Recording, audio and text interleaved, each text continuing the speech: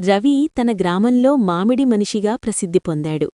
ప్రతి వేసవిలో ఎండకాచి గాలిలో మామిడిపండ్ల సువాసన విరజిమ్ముతుంటే అతని చిన్న చెక్కబండి బంగారు రంగు రసపండ్లతో మెరిసిపోతుండేది.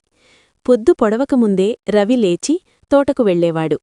అతను సాధారణంగా పండ్లు తీసుకోడు, ప్రతి మామిడిని ఎంతో జాగ్రత్తగా ఎంచుకునేవాడు. మెల్లగా పండు నొక్కి దాని సువాసనను ఆస్వాదించి పాత స్నేహితుణ్ణి కలిసినట్టు నవ్వేవాడు. మధ్యాహ్నానికి ముందు అతను తన బండిని గ్రామపు దారుల్లో నెమ్మదిగా నడిపిస్తూ ఆనందంగా పిలిచేవాడు.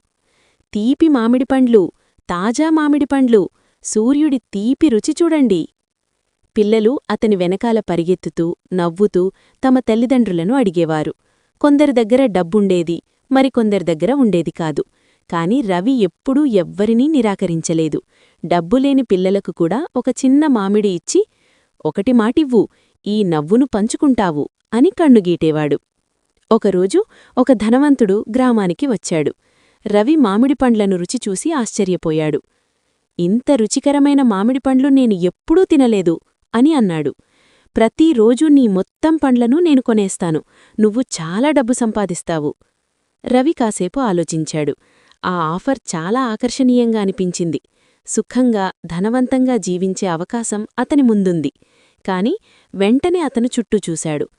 చేతుల్లో మామిడి రసం కారుతూ నవ్వుతున్న పిల్లలు, ఒక్క పండు జాగ్రత్తగా ఎంచుకుంటున్న వృద్ధ మహిళ, ప్రతిరోజూ అతని బండిని ఎదురుచూసే కుటుంబాలు. రవి మెల్లగా నవ్వి తల ఊపాడు. "సర్" అని అన్నాడు, "మామిడి పండ్లు లాభం కోసం మాత్రమే కాదు, అవి ఆనందాన్ని పంచుకోవడానికి. నేను అన్నీ మీకమ్మేస్తే నా గ్రామానికి తీపి ఎవరు తీసుకువస్తారు?" ఆ మాటలు విన్న వ్యాపారి ఆశ్చర్యపోయాడు. తర్వాత గౌరవంగా తల ఊపి వెళ్ళిపోయాడు. ఆ సాయంత్రం సూర్యుడు అస్తమించేటప్పుడు రవి తన ఖాళీ బండి పక్కన కూర్చున్నాడు. అతను పెద్దగా సంపాదించలేదు, కాని అతని చుట్టూ నవ్వులు మార్మోగుతున్నాయి. పిల్లలు ఆనందంగా ఆడుతున్నారు, కుటుంబాలు కలిసి మామిడి తింటున్నారు. రవి ఆకాశం వైపు చూసి మెల్లగా అన్నాడు, "తీపి జీవితం అంటే ఎంత సంపాదించామన్నది కాదు, ఎంత పంచుకున్నామన్నదే." అలా మామిడి మనిషి తన ప్రయాణాన్ని కొనసాగించాడు. ఒక మామిడి, ఒక నవ్వుతో ప్రపంచాన్ని తీపిగా మారుస్తూ.